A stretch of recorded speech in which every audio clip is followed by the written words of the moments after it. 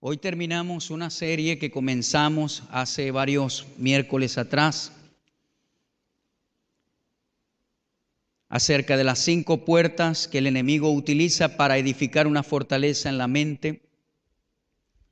Hablamos de estas puertas. La primera fue la actividad oculta o el ocultismo. La segunda, hablamos de manera específica acerca de las maldiciones generacionales. Claramente en la Escritura habla de estas maldiciones, y no solamente en la Escritura, sino que científicamente está comprobado la existencia de las maldiciones generacionales. No hay que ser un gran doctor o un científico para darse cuenta de esto. En una familia puede prevalecer un pecado específico, una adicción específica o una enfermedad específica. Usted lo puede ver. Hay familias que varios miembros familiares han muerto de un ataque al corazón. Otros, en una sola familia, varios tienen problemas de enfermedad mental. Familias donde nadie se casa. Familias donde hay un espíritu de alcoholismo que prevalece allí. Por eso digo que usted no tiene que ser un gran científico para verlo. Está a nuestra vista y usted conoce casos de estos. Y la Biblia habla de este tipo de maldiciones, pero que en Jesucristo, al llegar a Él, nosotros entramos en un pacto de bendición. Y toda maldición que prevalecía en su línea sanguínea, entonces se detiene y usted puede comenzar a vivir en la herencia que el Señor le dio a usted. Somos herederos de Dios y coherederos con Cristo. Somos herederos de las bendiciones de Dios.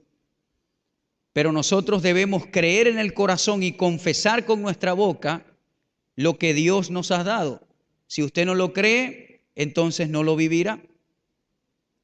Hablamos como tercera puerta de las ataduras malignas en el alma.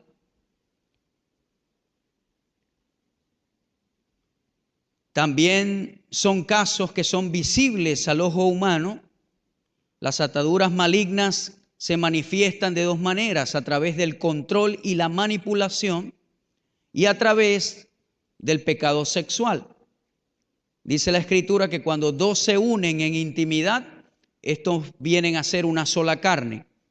Ahora, hay bendiciones que acompañan al pacto matrimonial, pero igualmente, cuando esto se lleva a cabo fuera del pacto matrimonial, la persona es una sola carne con la otra, no solamente en lo bueno, sino también en lo malo.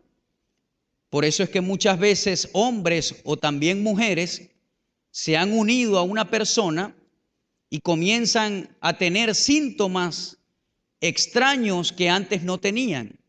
Comienzan a padecer de pensamientos extraños en la mente y dicen: ¿por qué me pasa esto? Sencillamente te uniste como una sola carne a esa persona, y todo derecho que el enemigo tiene sobre ese individuo viene a tenerlo sobre tu vida por el hecho de entrar en una intimidad sexual fuera del matrimonio. Ahora, este tipo de atadura también viene por la manipulación y el control. Por eso vemos hijos que tienen 50 años de edad y todavía están atados a su mamá o a su papá. O vemos casos de mujeres que fueron controladas por su madre y a la hora de casarse no pueden moverse solas, no saben hacer nada, porque toda la vida fueron controladas por su mamá. Hay casos así. Casos de control y manipulación. Ahora, este control y manipulación no solamente viene en casos familiares. Este control y manipulación puede venir por un jefe, puede venir por un cónyuge, puede venir por un líder espiritual también. Iglesias que son controladoras, líderes de Dios que son controladores, lamentablemente, y que controlan y manipulan a su feligresía usando las escrituras. ¿Por qué le digo esto? Porque no importa el ámbito, puede existir la manipulación y el control, y esto automáticamente crea una atadura maligna. Mujeres que están unidas con hombres que son abusadas, el hombre las golpea, las maldice, abusan de ellas psicológicamente, verbalmente, pero aunque ellas padecen todo esto, hay algo que no las deja moverse, no pueden despegarse de ese hombre. Y tú te preguntas, pero ¿por qué esta mujer todavía vive con ese individuo si la golpea y le dice cosas feas, etcétera? Pero es porque se ha creado una atadura maligna que ha venido por la manipulación y el control. La persona que manipula, que controla, ataca la estima de esa persona, de la otra. Y de una manera le hace creer que si sale de su dependencia no podrá existir y no podrá vivir. Le dice cosas: si te vas, vas a padecer. Si te vas, entonces no vas a tener dinero para vivir. Si te vas, te va a ir mal. Como un ejemplo, cuando un líder espiritual le dice a un miembro de su iglesia: si te vas de aquí, entonces el enemigo va a hacer esto y lo otro en tu vida. Son sencillamente declaraciones que manipulan y controlan y que forman una atadura maligna. Hay casos de muertes, hay casos bastante extremos donde personas han manipulado a otra y usted los ve desde este lado y dice: pero ¿cómo ese grupo o esa mujer o ese hombre pueden permanecer allí? Sencillamente se ha tejido, se ha llevado a cabo una atadura maligna.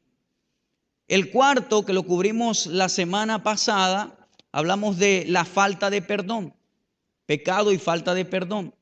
Y quiero dar un resumen de lo que fue de lo que hablamos el miércoles pasado, y entramos en la quinta puerta, y con esta terminamos en este día, la cual es las experiencias traumáticas.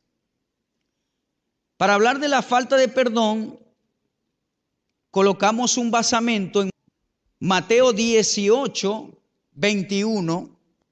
El Señor acá les dice una parábola a sus discípulos como resultado de una pregunta que hace Pedro al Señor.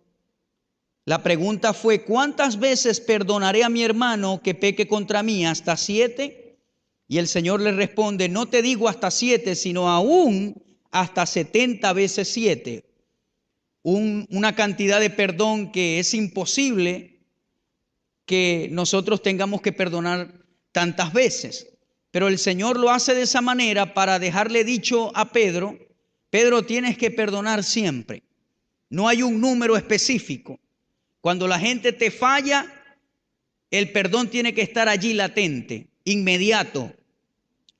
Y Jesús dice una parábola, para ser breve, acerca de un rey que perdona una gran deuda a este consiervo. El consiervo, cuando lo llevan ante el rey, comienza a pedir misericordia y el rey se la concede. No lo lleva a la cárcel, no le quita a su esposa y a sus hijos, sino que le concede el perdón de 10,000 talentos, que se dice que actualmente es aproximadamente la cantidad de 20 millones de dólares. Cuando este consiervo sale, encuentra a un consiervo de él y dice que lo vio y lo ahogaba, lo estaba ahorcando y le decía: págame lo que me debes. Aproximadamente 17 dólares en comparación con estos tiempos. Ahora, ese mismo hombre, minutos antes, se le había perdonado una gran deuda.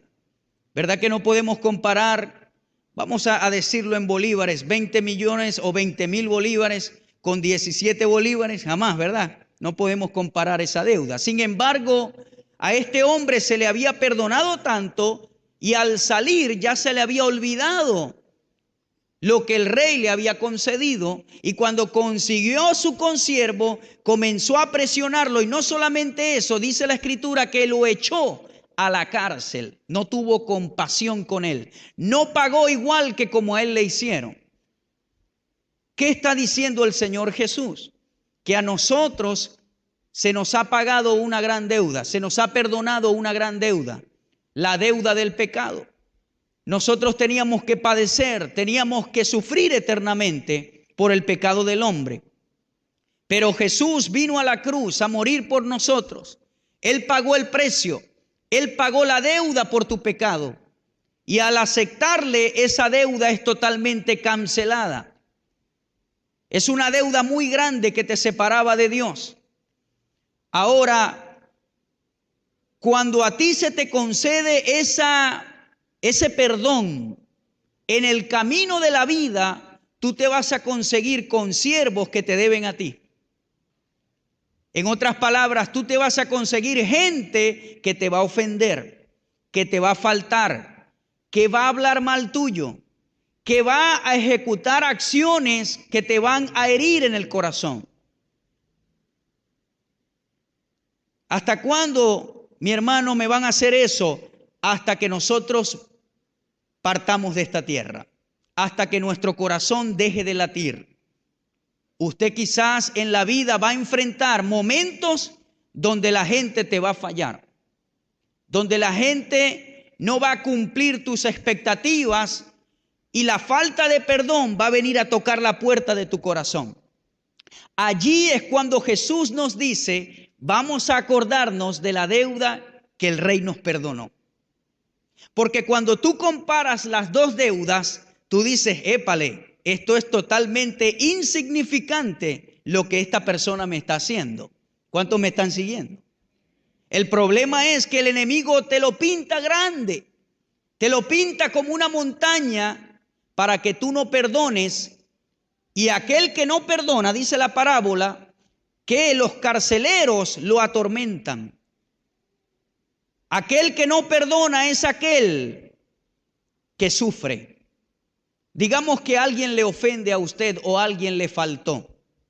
Si usted está herido en el corazón y no perdona, ¿quién es el que deja de dormir? Usted. ¿Quién es el que piensa en vengarse? Usted. La otra persona duerme tranquila, come tranquila, trabaja tranquila, pero usted maquina a ver qué puede hacer para vengarse. Le atormenta el enemigo, le ata y usted no puede avanzar en la vida. La falta de perdón puede existir de un hijo hacia un padre, de una hija hacia una madre, hacia un conocido, hacia un amigo, hacia alguien que abusó de ti, hacia alguien que ha sido la piedra en el zapato en tu vida laboral, en tu vida familiar. Estoy seguro que la falta de perdón ha tocado la puerta de todos los que estamos aquí, ¿sí o no? Levante la mano si a usted alguna vez la falta de perdón le ha tocado la puerta del corazón. Y no solamente le ha tocado la puerta, hemos quizás dejado entrar la falta de perdón como una semillita, y esa semillita va creciendo y va haciendo raíces hasta que se convierte en un gran árbol que da fruto, pero de amargura. Y la amargura le consume. Dice la escritura que la amargura seca los huesos, pero la persona contenta, los huesos se le fortalecen. Amén. ¿Usted ha visto a una persona amargada alguna vez? Su rostro amargado. Científicamente dicen que aquellas personas que han vivido mucho tiempo en amargura, sus huesos se debilitan. Ahora, cuando alguien le diga, ay, me duelen los huesos, no vaya a creer que siempre es eso, no vaya a caer en el otro extremo y sea prudente. Pero por otro lado, han descubierto esto. La persona que se ríe,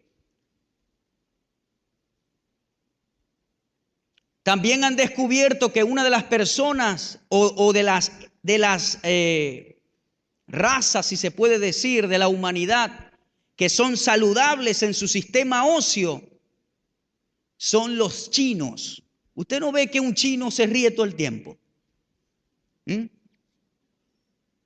¿Ha visto a un chino todo el tiempo como que se ríen o es que la cara la tienen? ¿Ah? O los ojitos como que uno cree que se está riendo. Pero eso lo han descubierto.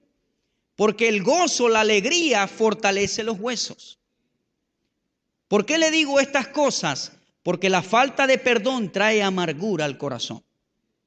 Y la amargura no es medicina, no te cae bien. La gente te va a faltar, la gente te va a decepcionar. A veces yo hablo con personas de la iglesia, yo le digo, ¿sabes qué? Yo te puedo decepcionar. Porque yo soy humano, soy de carne y hueso. Pero Dios nunca te va a decepcionar. Y por eso continuamente en la Biblia, Dios exhorta a sus hijos que no confíen en lo humano totalmente, sino que pongan su confianza en el Señor. La gente te va a fallar, no importa quién sea. Pero cuando tú sabes que el rey te ha perdonado una gran deuda, tú dices, un momento, él me falló, ella me falló, pero yo soy pronto para perdonar esos 17 bolívares a mi consiervo. Tranquilo, hermano, no ha pasado nada. El rey me ha perdonado 20 millones hace rato. Quizás usted dice, hermano pastor, usted no sabe lo que esa persona me hizo. Usted no sabe lo que me hizo cuando era niña, o lo que me hizo, o lo que habló de mí. Todo lo que usted diga, todos los argumentos que usted pueda pensar, no son comparables con lo que Dios nos ha perdonado. Vamos a aprender a caminar en el perdón de Dios. Y yo le aseguro que usted va a poder dormir tranquilo. Usted va a poder avanzar en la vida. Usted va a poder ver y amar a las personas aun cuando le falla. Porque en la Biblia no se condiciona que usted ame a alguien si le hace o no le hace algo. El amor humano sí. El amor humano le dice, si me invitas para la fiesta, yo te invito. El amor humano dice, si me brindas, yo te brindo. El amor humano dice, si me tratas bien, yo te trato bien. Si me saludas, yo te saludo. Pero el amor de Dios es incondicional. Y dice, aunque no me saludes, yo te saludo. Aunque no me brindes, yo puedo tener la libertad de brindarte.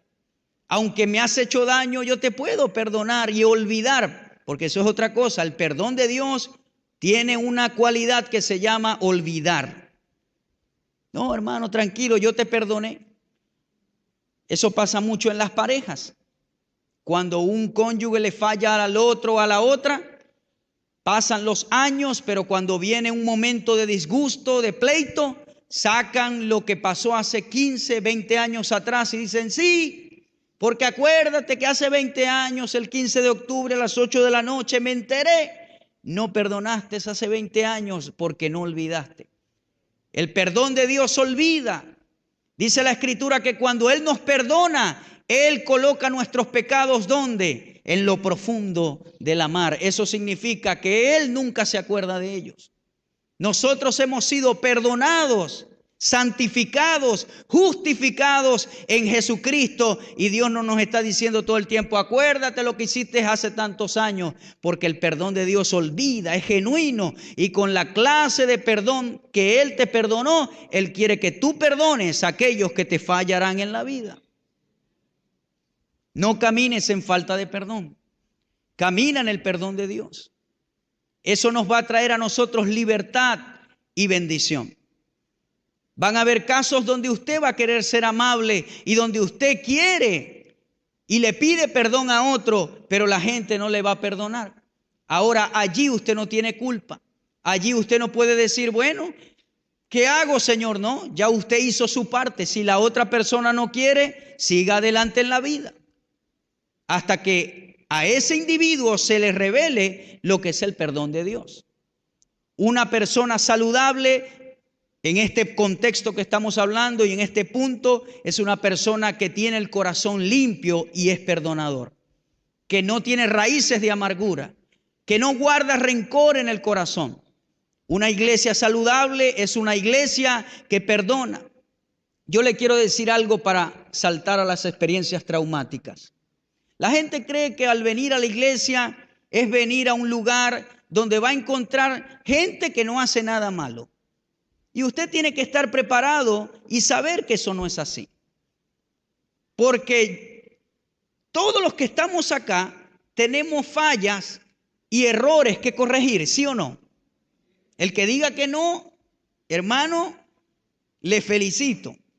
Entonces, cuando tú vienes a la iglesia, ¿con quién tratas? Con gente humana que puede fallarle, que puede darle una mala impresión, que ese día pudo haberse levantado con el pie izquierdo y la agarró con usted cuando vino.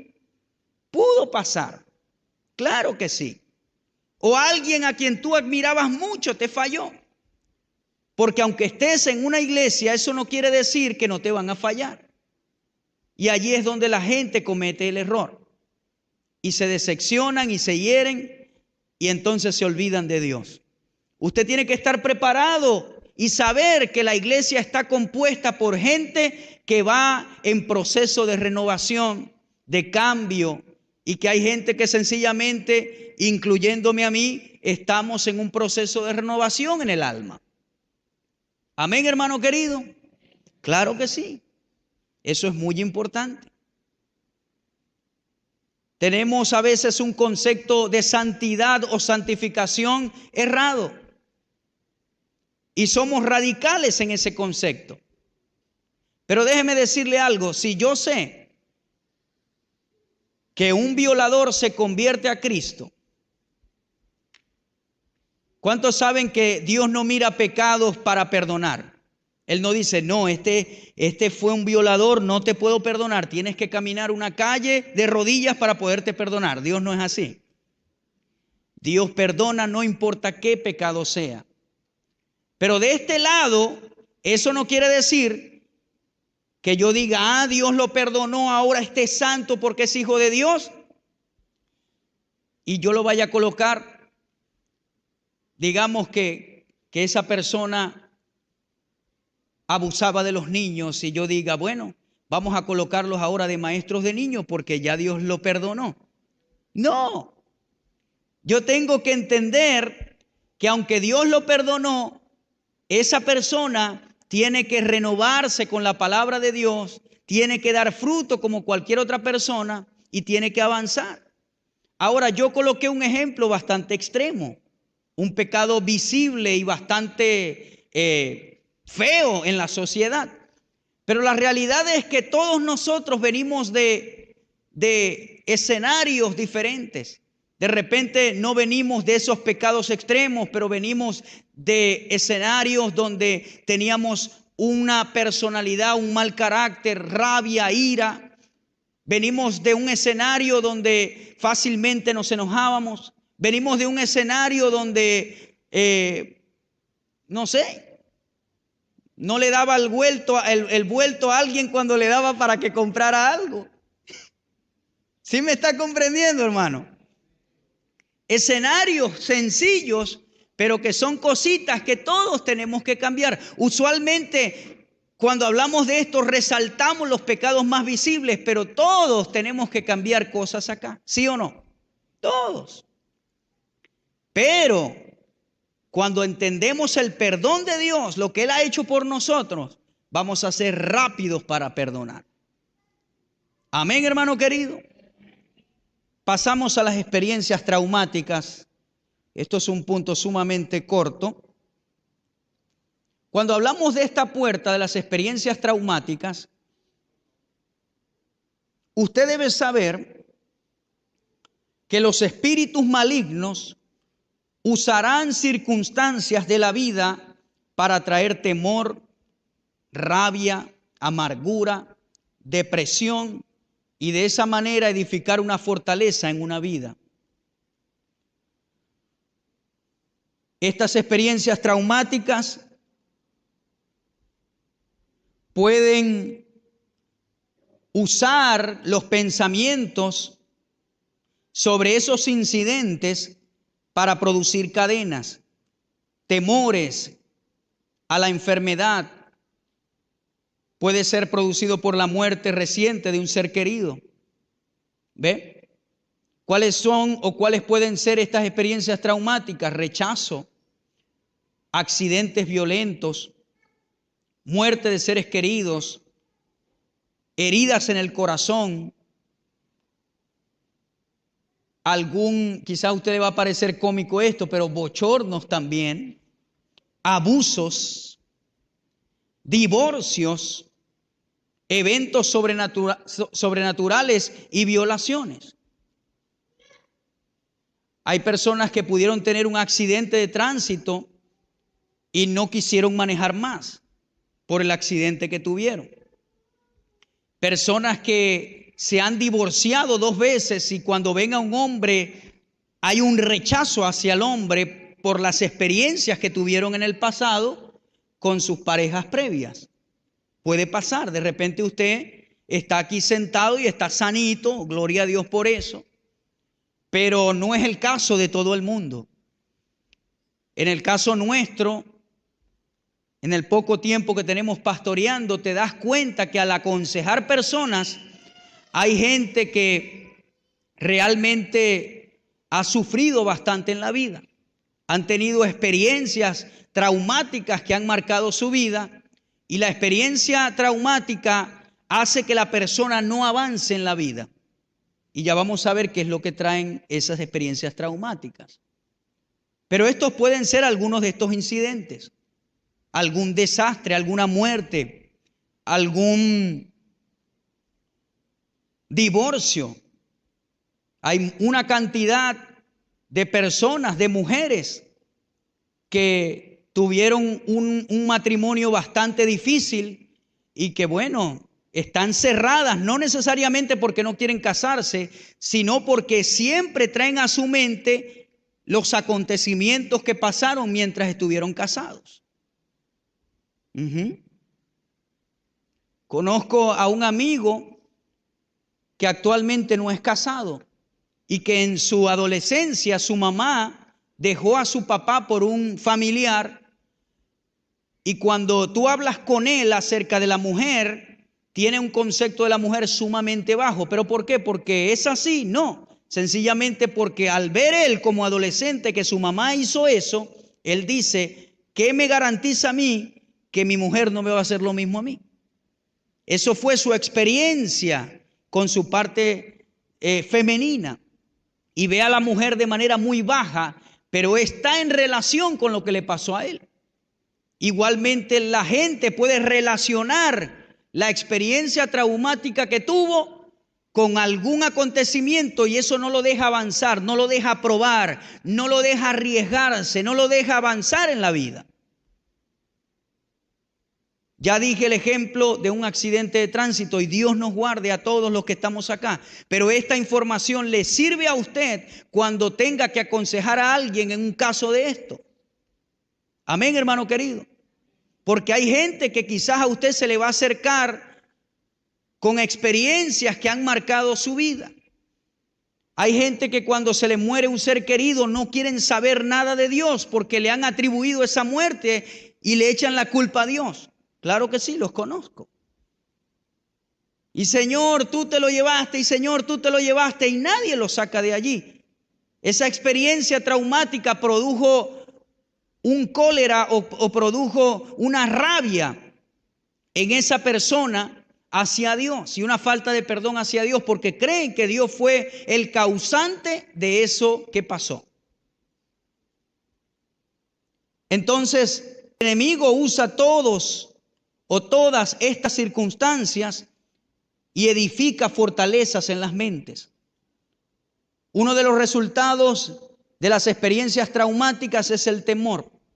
Segunda carta de Timoteo capítulo 1 versículo 7 dice: el Señor no nos dio, dice el apóstol Pablo a su hijo Timoteo en la fe, no nos dio el Señor espíritu de temor, sino de poder, de amor y de dominio propio. En el contexto que Pablo está hablando, dicen los que estudian que Timoteo estaba pasando por un momento difícil en el ministerio. Era un pastor joven, era un hombre sin mucha experiencia ministerial y cosas que habían sucedido en la iglesia lo habían desanimado un poco, y Pablo, como su padre en la fe, como su ayo, como su maestro, le dice: aviva el fuego del don que está en ti, Timoteo. Nadie tenga en poco tu juventud. Y le dice: Dios no te dio espíritu de temor, sino de poder, de amor y de dominio propio. Qué gran padre espiritual, ¿sí o no? Allí con su hijo, animándolo, fortaleciéndolo, ayudándolo. Eso es grandioso. Y es importante. Pero sacándolo un poquito del contexto que lo dice la carta, es una escritura que es una realidad para nosotros, no importa que nos haya pasado. Si ha venido temor a tu vida por algo que te pasó, por una ruptura familiar, por un divorcio, por lo que sea, hermano. Alguien te dejó mal, alguien te usó para hacer un show y usted se sintió apenado, etcétera. Hay tantas cosas que pueden traer las experiencias traumáticas. Hay algo que yo le voy a recomendar hacer, y es dejar su pasado atrás, porque hay un futuro brillante que le espera a usted. Y ese futuro brillante no lo va a ver si usted sigue concentrado en el pasado. Hay hombres que han invertido en un negocio y perdieron todo el dinero. E invierten en otro y se pierde todo el dinero. E invierten en otro y se pierde todo el dinero. Déjeme decirle algo. No puedes permitir que eso te haga una experiencia traumática y deje que tú sigas probando, porque hay un futuro brillante. Ahora tú puedes perfeccionar esa inversión. La próxima vez tú tienes que analizar qué fue lo que produjo esa pérdida y no cometer los mismos errores en el futuro. No estoy diciendo que no lo haga o que no haga ajustes, pero no puede permitir que esa experiencia en la vida te castre tus acciones para realizar ese futuro que Dios tiene para ti. Puede ser en el ámbito ministerial. Puede ser en la iglesia, como miembro de una iglesia. Hay tanta gente herida en este momento, hermano, que usted no se imagina. Personas que no quieren saber nada de una iglesia. Pero no es culpa de Dios. Tiene que saber que eso es así. Necesitamos avanzar y no permitir que estas experiencias traumáticas edifiquen una fortaleza. El temor va a venir y usted va a tener que tratar con algunos casos, especialmente si usted es una persona que cumple algún liderazgo en una iglesia o en la iglesia. Muchos casos se van a presentar, pero allí es donde hay que traer sanidad con la palabra de Dios y ayudar a que esas personas despierten y avancen en la vida. El enemigo no tiene ningún sentido de justicia. Él no dice: pobrecito, no voy a hacerle daño o no voy a hacer algo a esa persona. No. ¿Ve? El enemigo no va a tener misericordia. Pero para eso estamos nosotros, para ayudar, para consolar y para bendecir. Amén, mi hermano querido. Entonces, las experiencias traumáticas pueden ser una puerta que se abre a la actividad del enemigo, pero Dios trae sanidad, Dios trae liberación. Él rompe toda cadena, Él rompe toda amarra.